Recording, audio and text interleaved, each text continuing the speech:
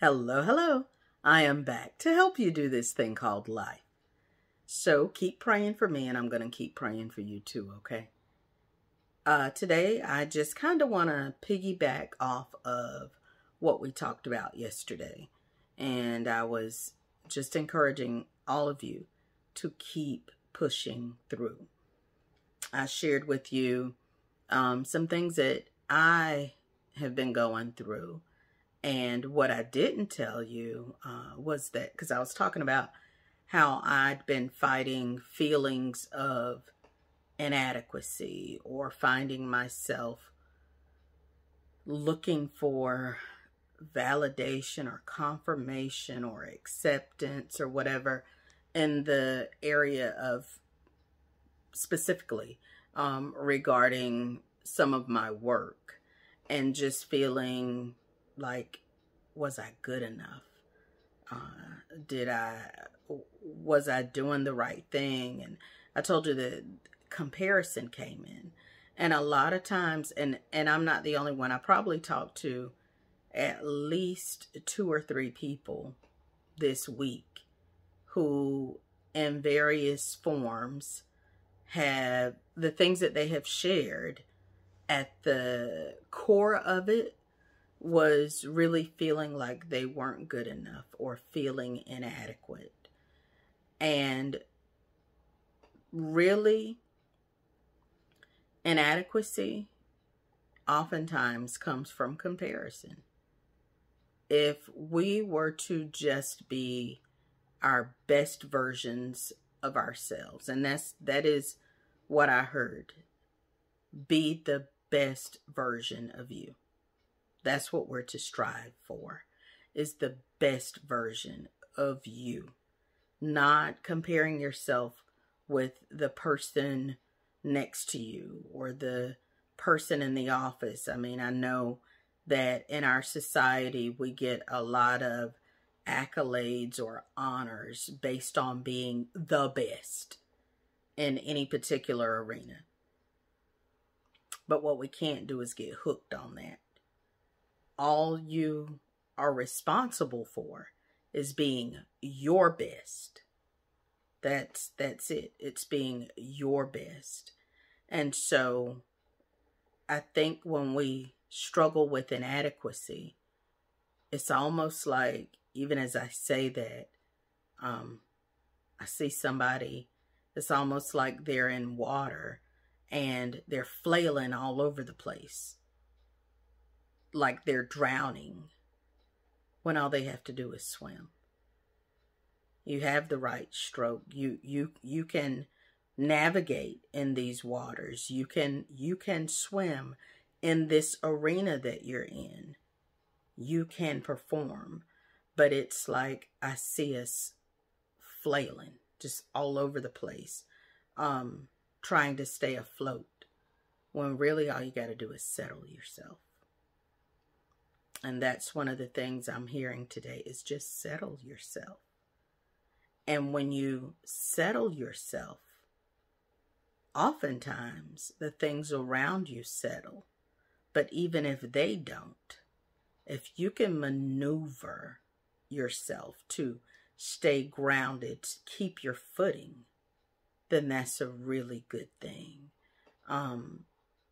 What I didn't tell you about yesterday was that, because I said I was wondering, okay, am I not performing well enough? Do I need to do this? Do I need to do that? And I started comparing, well, how, even with myself, well, how did I used to do? Well, how did I, it was crazy. But when I settled myself a couple days ago and said, I'm good, I don't need that. And whatever it is, it is. And I meant it from the bottom of my heart, whether the guy ever gave me another script to read or not. I was so good on it. I was so good on it. Because I knew that I was enough. When I settled myself, then it probably took about another day. And I got an email back that was really, really If I needed it, I guess you would call it validating. He was giving me a lot of praise, for what I do. He was really complimentary. But the thing I thank God for is that by the time the letter came, although I'm grateful, I honestly don't even remember. I read it, but I didn't even really digest it all, because I don't want to need that. I don't want to depend on that.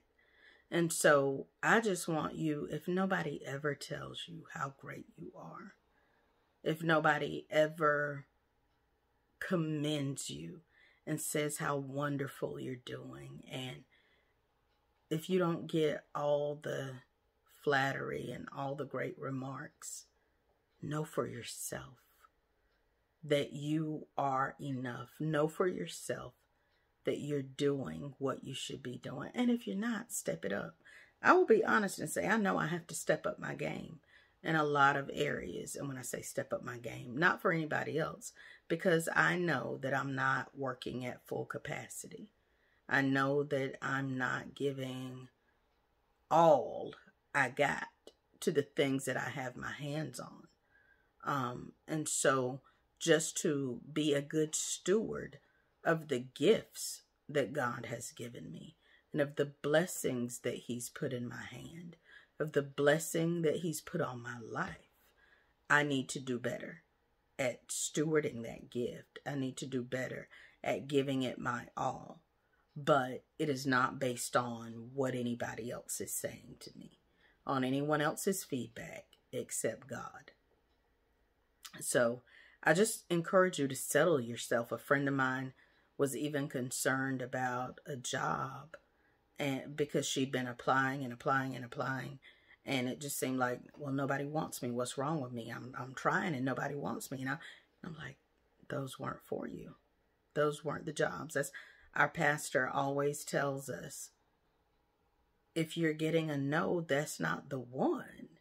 Just keep going till you get a yes, because there is a yes out there. Okay, there is a yes out there.